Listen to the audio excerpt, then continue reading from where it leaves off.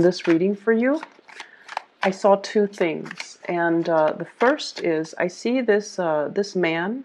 He's quite young, probably a teenager, like probably on the older age spectrum, like around 18, 19 years old.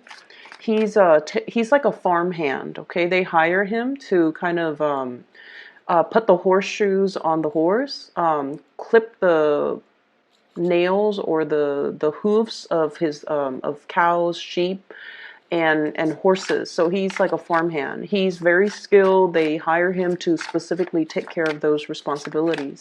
So I see him sitting down on a stool in a stable, and his owner or somebody is outside, and they're telling him like, oh, you're doing it wrong, you should do this instead of that. And he's like, okay, okay. And then he goes back to his stool, and he takes care of the animals the way that he was trained to do and the way that he knows how. And so what I feel immediately is I'm sensing that, you've either got like a backseat driver who's telling you how to do your job, or who's telling you what you should do based on their assessment of what you should do. They might have very, very little skills or expertise or knowledge in the area that you were trained to do, and yet they feel the need to kind of interfere with your work and your independence, pretty much. I'm getting a little bit of a nagging, annoying type of a energy around you. This could be coming in from, other people who are kind of infringing upon your right to do things your way, or they are overstepping their boundaries when it comes to telling you what they think you should do. And this can also extend outwards to other people in their lives as well, where they feel like they need to chime in, they need to give their 2 cents, even though they might not have an idea, even though they might not have the skills and the expertise to back up whatever it is that they're saying. Okay, so I definitely feel this almost like a micromanager, or somebody looking over your shoulders, making sure that you're doing things the way they want. And it can be very, very aggravating for you guys. Okay, if this is like a boss, and I'm seeing it very well could be a boss, a supervisor, a manager, a higher up that is doing this to not only you, but a lot of other people around your environment. And I want you to understand as well, and not take this so personally, they are a source of annoyance, but they're not targeting you, they're not singling you out, they're not doing this only to you, they're doing this to everybody in their environment. And so it has everything to do with their own trust issues and their own hangups, and it has nothing to do with your performance and your capabilities. So I want you to just keep that in mind, okay? On the contrary, the other image that I saw was, I see this little boy, he's like 4 or 5, and he's got a new bike. And it's sparkly, it's nice and, shiny. And it has like, it makes noise. So it has like gadgets and things on the bike. It's a kid's bike, and it makes noise. And he's so excited about this bike. So he takes it around the neighborhood. And his friends, his little kid friends, they live like in a little cul-de-sac. So he drives by, and then his friends aren't out. And he really wants to show off his bike, or at least tell his friends, I've got this bike here. And so he goes around, circles around a few more times, and then he honks the horn, or he makes a little noise on the little gadgets on the bike. And then his friends come out, and they all marvel at his bike. And then he's just like, if you guys want to ride it, you're more than welcome. So I feel like, children in general tend to be a little bit more possessive when it comes to their things, okay? Their toys, especially a brand new toy. People tend to get possessive, and especially when it comes to children under the age of 10, when they're a little bit more like, a little bit less aware of other people. And so the fact that this little boy is sharing his new bike, or telling others that you're more than welcome to ride the bike, or if you choose to use the bike, It shows a lot of generosity. It shows a lot of kindness and generosity, and I feel like a level of maturation that is really good for a kid his age. And so I feel for many of you, you might have already been, put in many positions where you had to share your belongings, your possessions. You might be, for example, and I know this is weird, but I feel like you might be the oldest child. And you've had to share your, every time there's a new child that comes into a household, the oldest child gets less attention, right, naturally. And they have to start taking care of their little siblings, and they might have to start taking care of the people around them. So I feel like you're used to having to give part of your time, part of your energy, part of your toys to the younger siblings. And so you have this mentality of generosity and kindness, and especially when you're dealing with people that are younger than you or people that are less fortunate, you naturally, your generosity kicks up. You step up and you basically give your energy, your time, in order to make the other person feel better. Okay, so there's definitely that spirit of generosity. And then I'm also feeling as well, some of you, and this is where I feel like it's a little bit weird, some of you might be the only child where, parents have doted on you. Okay, so like I'm seeing a lot of people that potentially could be the only child in a family where mom and dad might not live together. They might be separated, they might be divorced. And so you're getting a lot of toys from both parents. Okay, you're getting a lot of time, a lot of attention from both parents. And as a result of that, you have like you feel almost like this endless stream of toys and generosity and trinkets that are always going to be in the picture for you. And so it doesn't give you anxiety to have to part with your toys.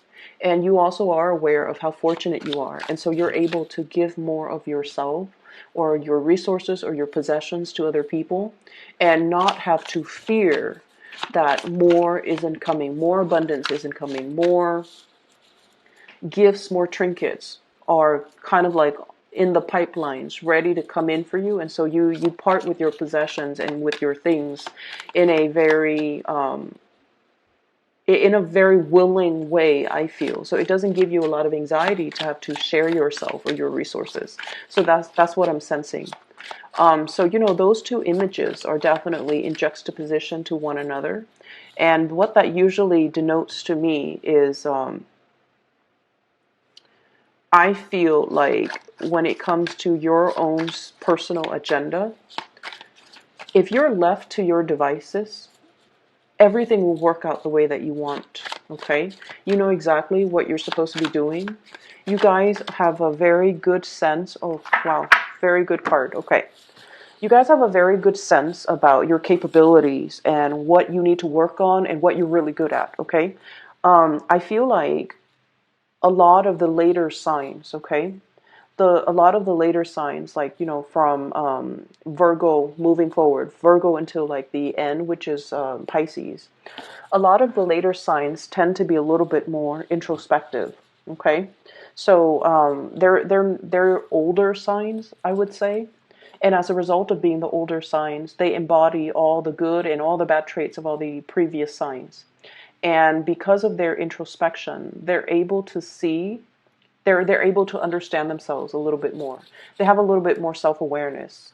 And I feel like out of all the water signs, you yourself, you're a fixed sign. So you have very strong likes and dislikes. You know exactly who you are. And even if, for example, no matter what happens around you, if you're around good people, if you're around bad people, if there's chaos around you, you are able to maintain your center of gravity. So that means you don't change with the tides, okay? You have a very clear and solid sense of who you are at all times. So hanging around with bad people doesn't turn you bad. And this is something that's very true of fixed signs.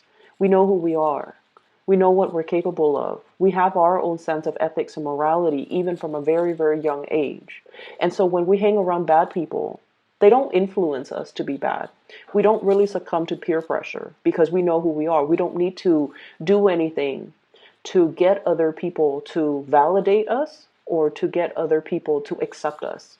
And I feel like this is what I mean with this spread, okay? You're aware of your capabilities, of your strengths, and of what you need to work on. And it's really could be very aggravating when other people tell you what to do, okay? With Aquarius, for example, the other fixed sign, they hate being told what to do. And there's an Aquarius presence here. So these are like the true mavericks, the, screw the system, screw the rigidity. So they don't really succumb to, structures, rules, and people telling them what to do. And I almost feel like you might be taking on more of that Aquarian trait, okay? You're right under the star, which is all about enlightenment and independence, okay? Being self-sufficient, okay? And it's like doing your own thing and not really caring about what other people say, how other people perceive you, and what other people expect from you. And I feel like that what you're looking at here is this giant wave that's coming towards you. It's carrying the ship towards you, and you're on a throne that is made from rock, okay? But you're not sinking. So what I feel here is you are anticipating a very, very bright future with the star card, healing, inspiration, brightness, and it's also about finding your true path, okay? This is like the destiny. So I feel like many of you have a very, very clear, solid vision of what your future is supposed to look like. And you know what you're supposed to do, you know where you're supposed to go. And then as a result of that, you only listen to your inner voice, your inner guidance. And so no matter what's happening around you, you don't really give it any mind, okay?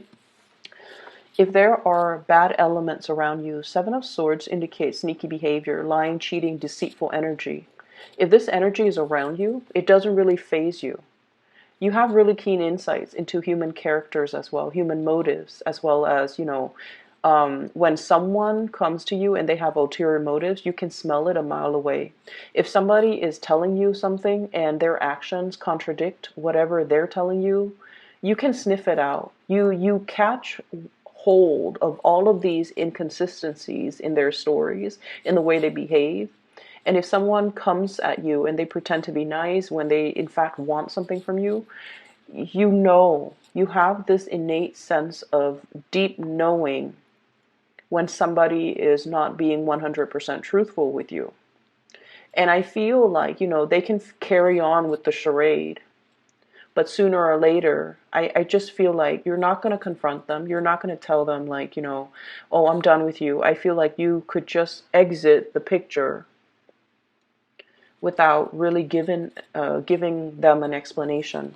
A lot of the signs that have been involved with Scorpios, they do complain that you guys are secretive and you guys go into a habit of like ghosting people, just disappearing without a trace. And I feel like what that denotes is you understand what people's intentions are. You understand what people are up to.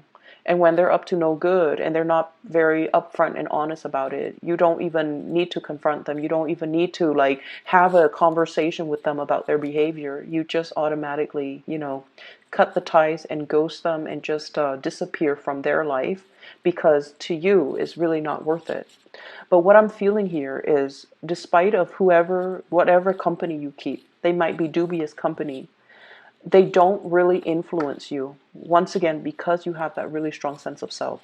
And the reason I bring this up is I feel almost like there has been, the life of a Scorpio is very, very transformative, okay? Scorpio people have really deep karmic lessons that they have to learn. And you can be in any age bracket watching this. But what I'm feeling is you're not really aware of your true power, or one is not really aware of their true power until they have been through a lot of trials and adversity. When we're put in a very, very tight situation, that's when we have to respond from a fight or flight type of, instinct. And I feel for many of you, you have never, I want to say, cowered in front of other people. When put in a situation where you have to defend others that you love, or you have to defend yourself, you don't run away from conflict, okay? You don't run away and with, your tails between your legs. You don't try to say whatever the other person wants to hear just to appease them, just to de-escalate the conflict. You stand your ground.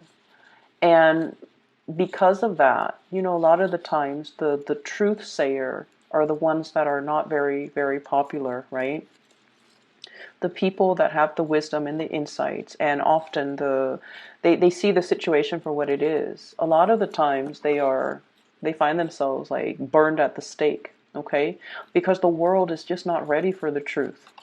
And so what I'm feeling is, in the past, you might have put your neck out there and you might have said some very, very unpopular truths that people were not ready to hear. It's almost like you were ahead of your time. You said things and did things that people were not ready for. And you found yourself in a situation where you're just like, I'm just speaking my truth, but it's not very well received. And rightfully so, because the people that you were dealing with or you had around you were not ready to face these truths, and they were not ready for the brutal honesty. And as a result of that, you might have felt, relationships and friendships and even family relationships drifting away because they couldn't really handle the truth. They couldn't really handle the strength in which you stood your ground, because they were following the herd while you were following your own intuition. And these relationships, these friendships gradually had to, fall away. And you might have found yourself in this space where you're just like, I'm doing the right thing, but why is the right thing the unpopular thing? Why am I finding myself, it's like, not having an abundance of people and good company around me? And I feel it's almost like the life of the Scorpio has a lot to do with being able to not define your own sense of self-worth by whether or not other people around you accept you. Okay? So it's sort of like walking your own truth. Do your own thing. Be financially, emotionally independent of other people. Have your own resources. Have your own bank account. Have your own financial freedom where you can do whatever you want without needing to, bow to anybody else, needing to do anything based on anybody else's expectations, and without having to, feel guilty for spending your money however you want and not have to be financially linked up with another person. So it's a lot more about being, very, very independent, okay?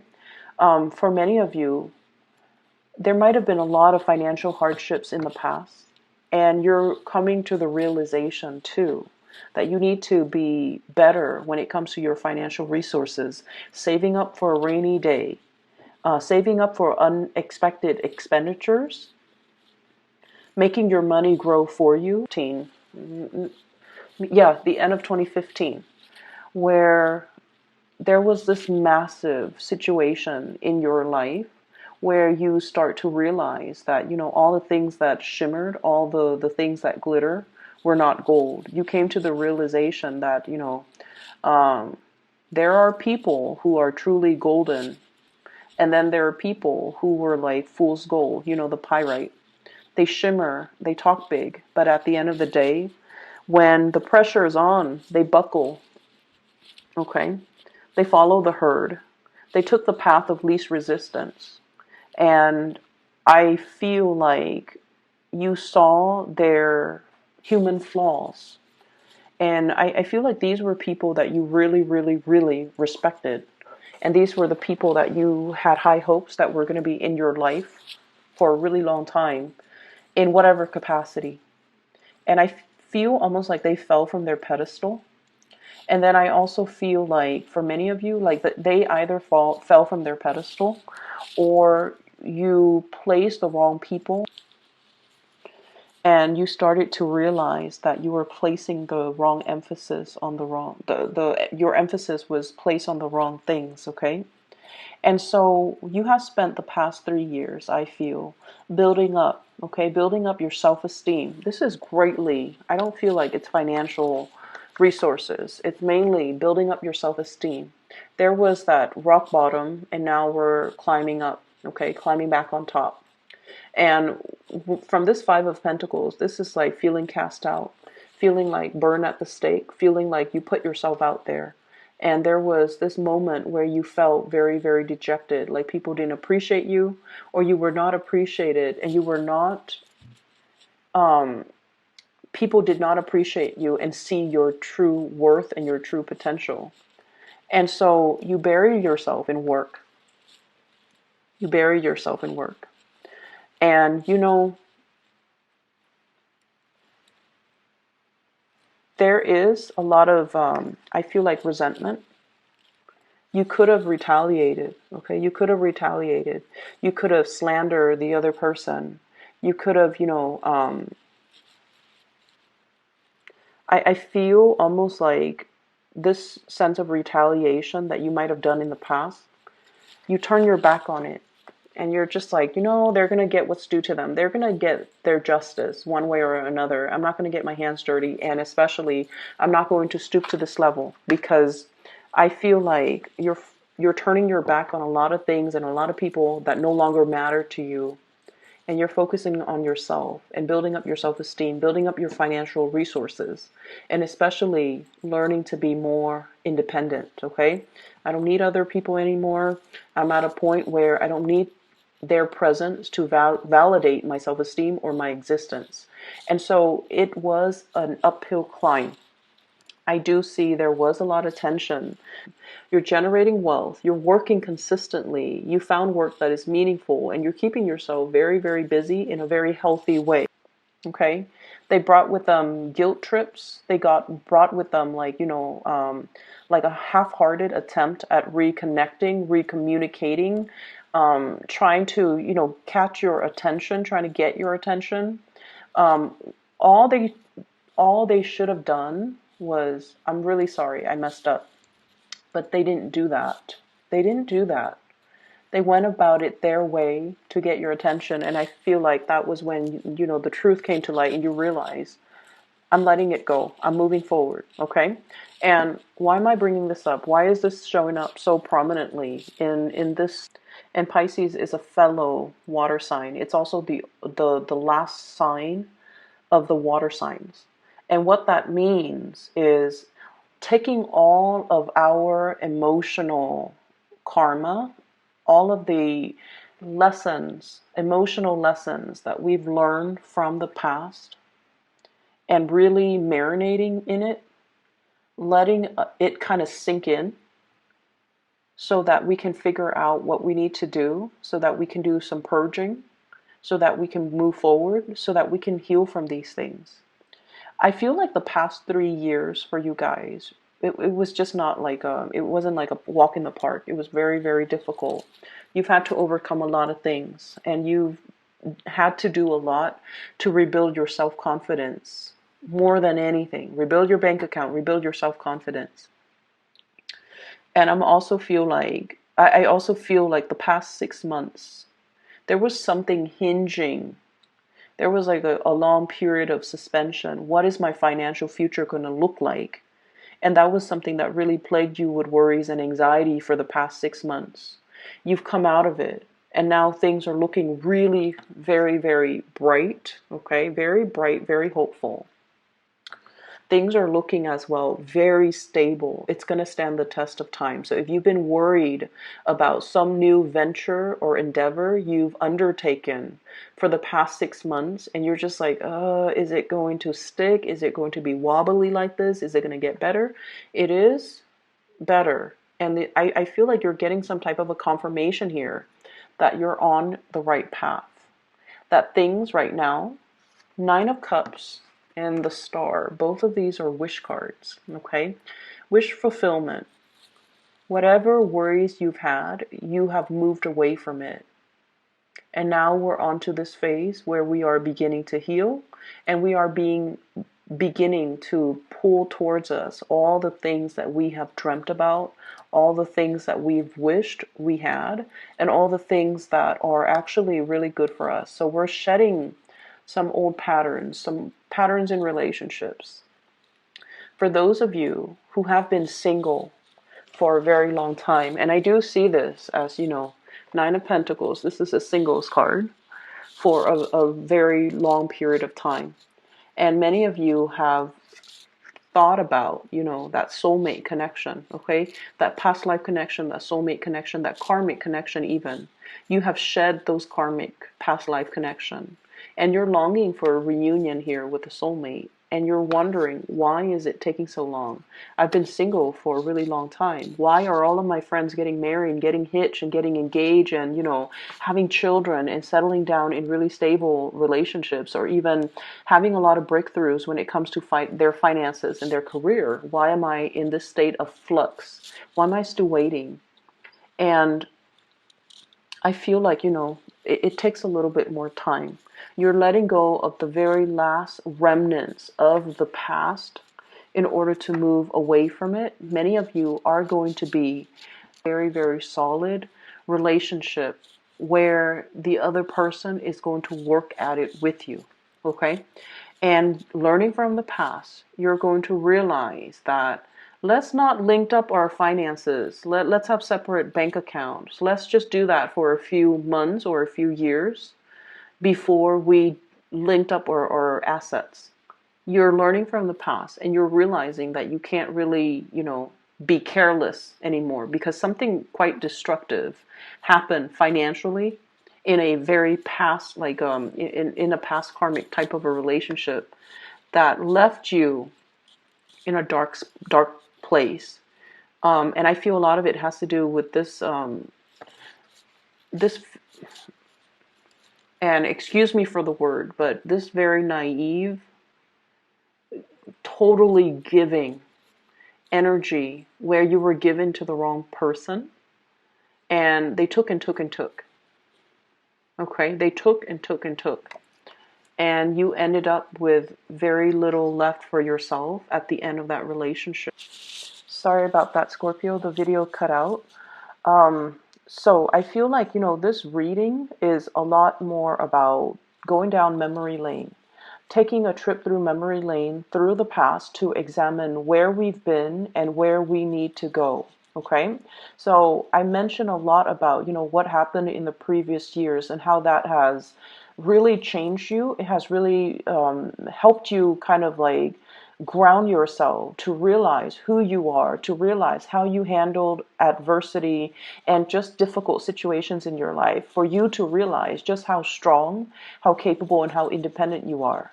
And having that knowledge in mind, I definitely feel like many of you have come into your own sense of power, into your own sense of, I'd rather be by myself, take care of myself, than be in potentially bad, toxic, idealistic, or even, naive types of relationships, okay?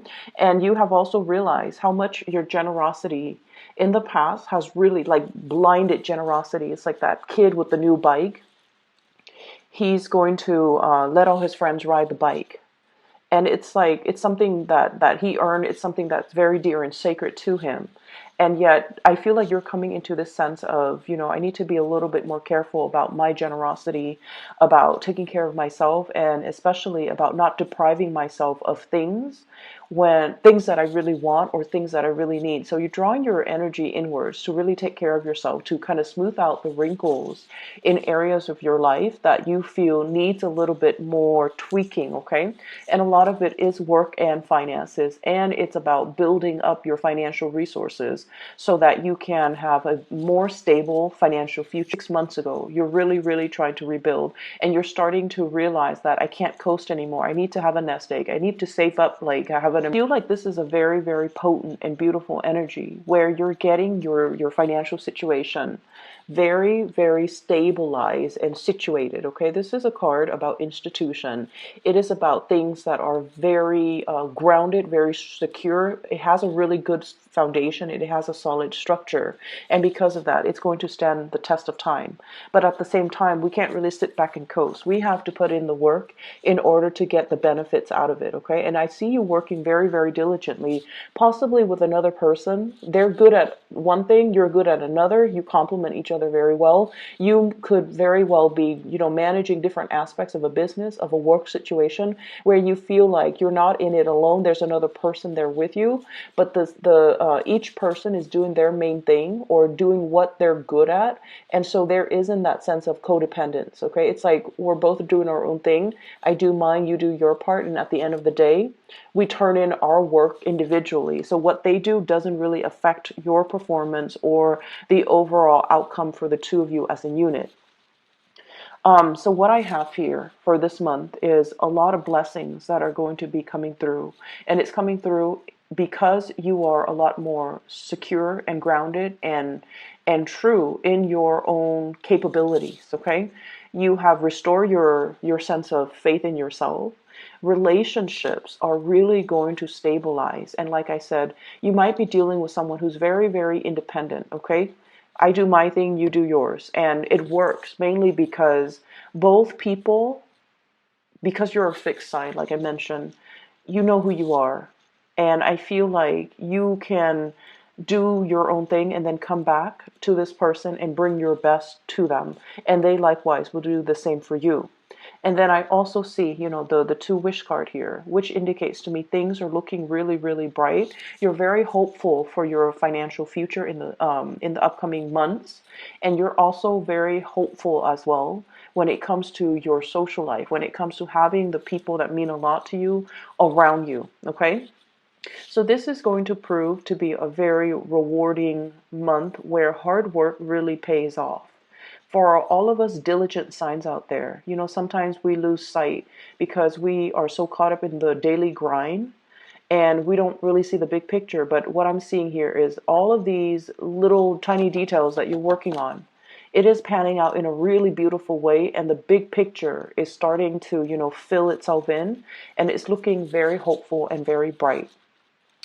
I do see there is a soulmate type of a connection in your environment, and you're possibly dealing with someone who is extremely independent. They are self-sufficient. They are self-made. Okay, the Six of Cups here is a really strong soul connection with another person where you feel like you could really grow old with this person, build a life together. And I feel like, the main thing is they're so independent that they might not see the need for a relationship. And that's actually one of the most powerful indicator of a really good relationship partner or a really good relationship. It's when two people are doing their own thing and self-sufficient and independent and have their own financial resources, that they don't have to rely on one another. And in hard times, one person's income can shoulder the responsibilities in the relationship. If one person, God forbid, if one person loses their job or is in between jobs or chooses to leave their jobs and find something else, the financial weight of the relationship won't break the relationship because both parties are self-sufficient. Okay, so we have that here. You're dealing with someone who's very independent, and I also feel like, in a way, their independence is very overriding. So it might make you feel like you have to, really catch up to your partner or whoever it is that you're interested in order to be able to give them what you feel is deserving of them, or what you feel they really deserve. So you're kind of like catching up here. I see this element of catch up. This could be the other person. And this could be you, Nine of Pentacles, and you at the Eight of Pentacles, almost there, a little bit like right on their heels, and you're catching up just so that you can, at the end of the day, say that, you know, I'm bringing my best to this person, I'm bringing my best to this situation, or I'm making myself a better person so that I can attract, you know, like people into my life, okay? Career, money, finances, all of that looks really, really good. And I feel like just the bottom line is you're very, very hopeful for all the things that are coming, that these waves are bringing in, okay? It's a wave of change. It's not scary. I feel like, you know, the waves rocks the boat, elevates it to a higher standing. So that's what I feel is happening in your professional life, and that's what I feel is happening in your financial situation as well. So I hope the reading is helpful for you guys. There were a lot of energies from previous years, but I feel like they're coming in to show you where you've been and what you need to focus on right now, and not to doubt yourself, and not to doubt your capabilities, not to doubt your strength, not to doubt that you have overcome a lot of adversity, and it built character. It built strength of character to kind of propel you forward, okay? I hope the reading is helpful. I will see you guys soon. And for those of you who are interested in a reading, I did provide a link to a psychic. She's based out of California. Her name is Bridget. She is phenomenal. If you'd like to book a reading with her, I've included a link to her scheduling website, okay? Take care of yourself, and I'll talk to you guys soon.